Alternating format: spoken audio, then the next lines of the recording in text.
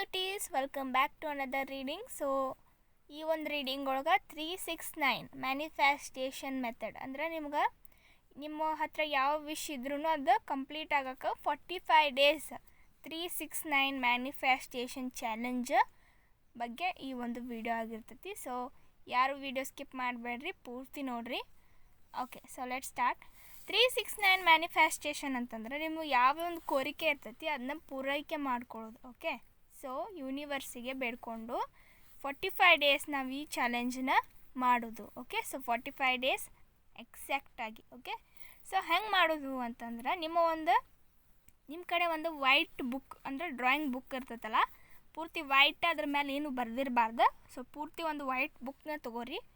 First ಪೇಜಿಂದನ ನಿಮ್ಮ morning ನಿಮಗೆ ಯಾವ ವಿಶ್ನ ನೀವು ಫುಲ್ಫಿಲ್ ಮಾಡ್ಬೇಕು ಅಂದ್ಕೊಂಡಿರಿ ಅದನ್ನ ಒಂದೇ ವಿಶ್ ಕರೆಕ್ಟಾಗಿ ಮನಸ್ಸೊಳಗೆ ಇಟ್ಕೋರಿ. ಸೊ ಒಂದು ವಿಶ್ನ ಮನಸ್ಸೊಳಗೆ ಇಟ್ಕೊಂಡು ಕರೆಕ್ಟಾಗಿ ಫಸ್ಟ್ ಪೇಜಿಂದನ ನೀವು ಇದನ್ನ ಸ್ಟಾರ್ಟ್ ಮಾಡಿ. ಸೊ ಫಸ್ಟ್ ಪೇಜಿಂದನ ನೀವು ಇದನ್ನ ಸ್ಟಾರ್ಟ್ ಮಾಡಬೇಕು. ಸೊ ಮಾರ್ನಿಂಗ್ ಅಂದರೆ ನೀವು ಬೆಳಗ್ಗೆ ನಿಮ್ಮ ಸ್ನಾನ ಎಲ್ಲ ಆದಮೇಲೆ 3 ಟೈಮ್ಸ್ ನಿಮ್ಮ ವಿಶ್ ಏನು ಅಂದ್ಕೊಂಡಿರ್ತೀರಿ ಅದನ್ನು ಬರೀರಿ. ಆಮೇಲೆ ಈವ್ನಿಂಗ್ ಅಂದರೆ ಸಾಯಂಕಾಲ 6 ಟೈಮ್ಸ್ ಆ ವಿಶ್ನ ಮತ್ತೆ ಬರಿಬೇಕು.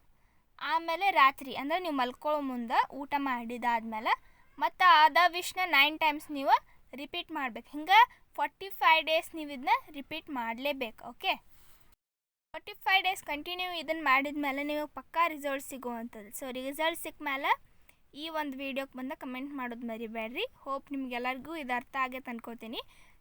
45 ಡೇಸ್ ಬಿಡಲಾರ್ದಂಗೆ 369 ಚಾಲೆಂಜ್ನ ನೀವು ತೊಗೊಂಡು ಮಾಡಿ ನೋಡಿರಿ. ಯಾವುದೋ ವಿಶ್ ಇದ್ರೂ ಫುಲ್ಫಿಲ್ ಆಗ್ತಾವೆ. ಸಬ್ಸ್ಕ್ರೈಬ್ ಮಾಡಿಲ್ಲ ಅಂದರೆ ಸಬ್ಸ್ಕ್ರೈಬ್ ಮಾಡ್ಕೊರಿ.